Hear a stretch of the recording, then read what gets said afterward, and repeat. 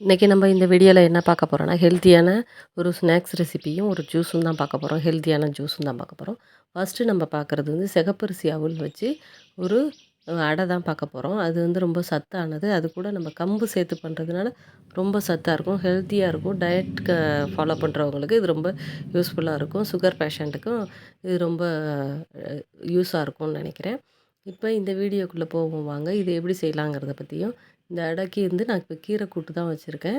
நம்ம எது வேணாலும் சைட் டிஷ் வச்சு சாப்பிட்டுக்கலாம். தேங்காய் சட்னி கூட வச்சு சாப்பிட்லாம். நான் இன்றைக்கி கீரை கூட்டு தான் வச்சுருக்கேன். இப்போ எப்படி செய்யலாங்கிறத பார்ப்போம் வாங்க. இது ரொம்ப ஸ்நாக்ஸ் டப்பாவிலையும் குழந்தைங்களுக்கும் கொடுக்கலாம். இதை வேக வச்சிடுறேன். வெந்நீர் ஊற்றி பிசைஞ்சிறதுனால இது வந்து ரொம்ப செரிக்கிறதுக்கு ஈஸியாக இருக்கும். இப்போ நான் சிகப்பரிசியை வந்து கழுவிட்டு நான் வந்து அவலை வந்து ஊற வச்சுக்க போகிறேன். இப்போ நான் ஒரு கப்பு அவல் எடுத்திருக்கேன், சிகப்பரிசி அவல். இதால் சின்ன கப்பு, அதாவது இது வந்து ஒரு அரை கப்பு எடுத்திருக்கேன், பெரிய கப்புங்கிறத. இதை அலசி ஊற வச்சுட்டு அடுத்ததாக வந்து நான் வந்து கொஞ்சோண்டு மிளகாயும், ஒரு மிளகாயும் கொஞ்சோண்டு இஞ்சியும், நம்ம காரம்லாம் நம்மளுக்கு தகுந்த மாதிரி போட்டுக்கலாம். குழந்தைங்களுக்கு கொடுக்குறதா இருந்தால் தூள் கூட போட்டுக்கலாம். 2யும் போட்டு ஃபஸ்ட்டு மிக்சியில் அடிச்சிடுறேன். அடிச்சுட்டு இப்போ அடுத்ததாக பார்த்தீங்கன்னா நான் வந்து இந்த அவலை நல்லா புழிஞ்சிட்டு ஒரு அரை மணி நேரத்துக்கு முன்னாடியே ஊற வச்சுட்டேன் இந்த அவலை. அதை வந்து நல்லா புழிஞ்சு எடுத்துகிட்டு இதை மிக்ஸி கப்பில் போட்டு, நம்ம கையால் மசிக்க முடியாது, கெட்டி அவல் இது. அதனால நான் மிக்சியில் போட்டுக்கிறேன். லேஸ் அவலாக இருந்துச்சுன்னா நம்ம இதை வந்து கையாலே பிசைஞ்சு விட்டுக்கலாம். இப்போ நான் இதையும் போட்டு மிக்சியில் அடித்து வச்சுட்டேன். அடுத்ததாக பார்த்தீங்கன்னா இப்போ அதே அளவு கம்பு மாவு எடுத்துக்கிறேன். நம்ம இதுக்கு பதிலாக ராகி மாவும் நான் போட்டு செஞ்சுருக்கேன். அதை வீடியோவில் காமிக்கிறேன். இப்போ வந்து கம்பு மாவு எடுத்துருக்கேன். அதுக்கு எல்லா மாவுக்கும் தேவையான அளவு உப்பு இதில் கலந்துக்கிறேன். கலந்துக்கிட்டு இப்போ நான் அதுக்கு தேவையான வெந்நீர் வந்து நம்ம 2 கப்பு, 1 கப்பு போட்டுக்கலாம் போதும். 1 கப்பு மாவுக்கு 1 கப்பு வெந்நீர் வச்சு நல்லா கொதிக்க வச்சு இந்த மாவில் ஊற்றி ஃபஸ்ட்டு கிண்டிக்கிறேன். ஃபஸ்ட்டு கம்பு மாவில் இந்த வெந்நீரை ஊற்றி கிண்டி வச்சுக்க போகிறேன். கிண்டிட்டு நான் ஒரு தட்டை போட்டு மூடி வச்சிடுறேன் ஒரு 5 நிமிஷம். அதுக்குள்ளே நம்ம வந்து காயெல்லாம் வெட்டி வச்சுக்கலாம். இதுக்கு கேரட்டு, குடமிளகா, பீன்ஸ் எது வேணாலும் நனைஞ்சிக்கலாம். என்கிட்ட கொஞ்சோண்டு முட்டைக்கோஸ் இருந்தது, வெங்காயம், கேரட் இருந்தது, கொஞ்சோண்டு தேங்காய் துருவல். எல்லாத்தையும் இந்த மாவை இப்போ 5 நிமிஷம் கழித்து பார்த்தோம்னா பாருங்கள், கையில் ஒட்டவே இல்லை. அந்த மாவு கூட நான் அரைச்சி வச்ச அவல், பச்சை மிளகாய், இஞ்சி வந்து இதில் சேர்த்துக்கிறேன். சேர்த்துட்டு இதில் எல்லாத்தையும் ஒன்றா மிக்ஸ் பண்ணிக்க போகிறேன். இப்போ அடுத்ததாக பார்த்திங்கன்னா வந்து நல்லா மிக்ஸ் பண்ண பிறகு வெங்காயம், பச்சை மிளகாலாம் ஏற்கனவே போட்டாச்சு. வெங்காயம், குடமிளகா, முட்டைக்கோஸ் இருந்தது, அதனால் அதை போட்டிருக்கேன். கேரட் போட்டிருக்கேன். தேங்காய் பூவும் கொஞ்சம் போட்டிருக்கேன். டேஸ்ட்டுக்காக தேங்காய் பூ போட்டிருக்கேன். வேணான்னாலும் நம்ம ஸ்கிப் பண்ணிக்கலாம். இப்போ பார்த்திங்கன்னா இப்போ அது கூட கருவேப்பிலை, கொத்தமல்லியும் போட்டுக்கிறேன். நான் கொஞ்சமாக போட்டிருக்கேன். நம்ம மஞ்சத்தூள் போட்டுக்கலாம், மிளகாத்தூள் போட்டுக்கலாம். நம்ம விருப்பம் தான். தூளெல்லாம் நம்ம தூளாக போட்டுக்கலாம், பச்சை மிளகாயும் போட்டுக்கலாம், எப்படி வேணாலும் போட்டுக்கலாம். இப்போ நான் அதை பிசைஞ்சு வச்சுட்டு உங்களுக்கு காமிக்கிற பாருங்க. இந்த டவ் இப்படி தான் இருக்கும். இது இப்படி கெட்டியாக இந்த அளவுக்கு கன்சிஸ்டன்சி வர அளவுக்கு பிசைஞ்சு வச்சுட்டு கையால் தட்டுற மாதிரி. நம்ம டைரெக்டாக கல்லுலையும் கை சுடாமல் பார்த்து தட்டிக்கலாம், இல்லை பட்டர் ஷீட்டில் தட்டிக்கலாம். இப்போ நான் அன்றைக்கி வாழை இலையில் தட்டி காமிக்க போகிறேன். இப்போ நான் இந்த அளவு எடுத்துக்கிறேன். நம்ம சைஸ் எல்லாம் நம்மளை பொறுத்தது. இப்போ நான் கையில் ஒட்டாது ஓரளவு. இந்த அவலோட பிசைஞ்சிருக்கிறதுனால கொஞ்சம் ஒட்டுற மாதிரி இருக்கும். அதுக்கு நம்ம வந்து தண்ணியை கையில் நனைச்சிட்டு தொட்டோம்னா ஒட்டவே ஒட்டாது. தண்ணி தொட்டு அடை தான் எப்பயுமே தண்ணி தொட்டு தான் தட்டணும். எண்ணெயை தொட்டோம்னா ரொம்ப நிறையா எண்ணெய் ஆகுற மாதிரி இருக்கும். அது ஹெல்த்துக்கு நல்லது இல்லைங்கிறதுனால நான் தண்ணியை தொட்டே தட்டுறேன் பாருங்கள். தண்ணியை தொட்டுட்டு ஓரத்தில் விரிசல்லாம் இல்லாத அளவுக்கு நான் தட்டிட்டு இப்போ நான் அதை தோசை தவாவில் போட்டு சுட்டு எடுக்க போகிறேன். ரொம்ப ஹெல்த்தியானது. ஸ்கூலில் லஞ்ச் பாக்ஸுக்கு கொடுக்கலாம், ட்ராவலுக்கும் நம்ம எடுத்துகிட்டு போகலாம். ரொம்ப யூஸாக இருக்கும்னு நினைக்கிறேன்.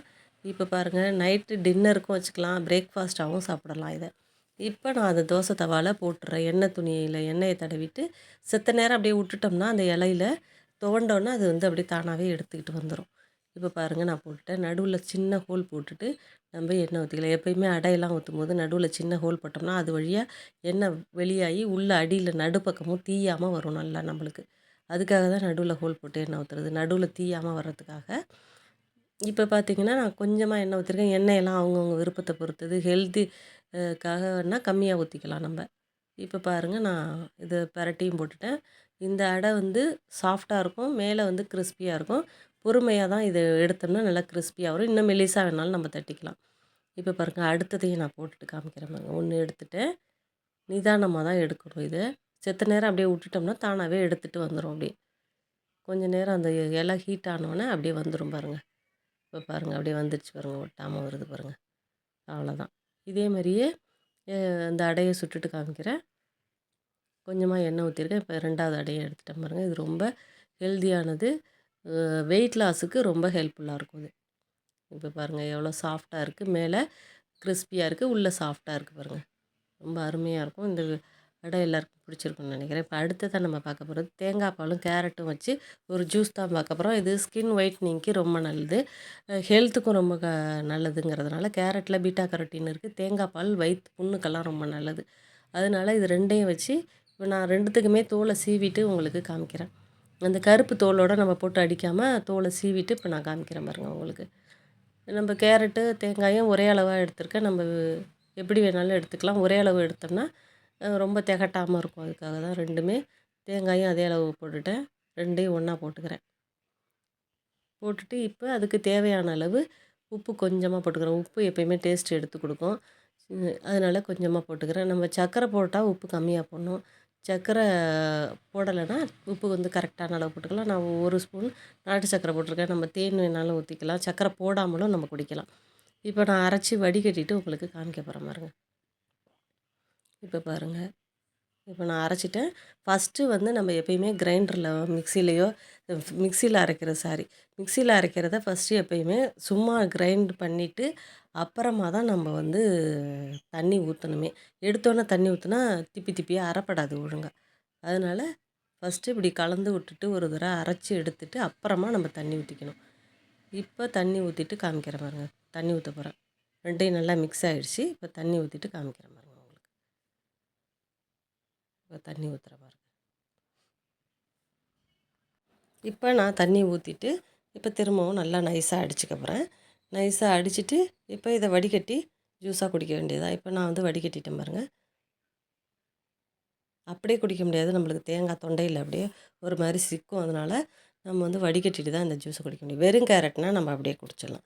தேங்காயோடு போடும்போது அந்த சக்கையை எடுத்துகிட்டு தான் நம்ம குடிக்கணும். இப்போ பாருங்கள், இப்போ எல்லாத்தையும் நான் வடிகட்டிட்டு காமிக்கிறேன் பாருங்கள் உங்களுக்கு. ரொம்ப அருமையாக இருக்குது. இது ரொம்ப ஹெல்த் பெனிஃபிட்ஸ் நிறைய இருக்குது. தேங்காய் வயிற்று புண்ணுக்கு நல்லது. கேரட் வந்து உடம்புக்கு அவ்வளோ நல்லது. குழந்தைங்களுக்கும் கொடுக்கலாம், ரொம்ப ஆரோக்கியமாக இருக்கும். இதை வந்து நீங்களும் செஞ்சு சாப்பிட்டு பாருங்கள். இப்போ பாருங்கள் எவ்வளோ அருமையாக தேங்காய் பால் கேரட் ஜூஸ் ரெடி ஆகிடுச்சு பாருங்கள்.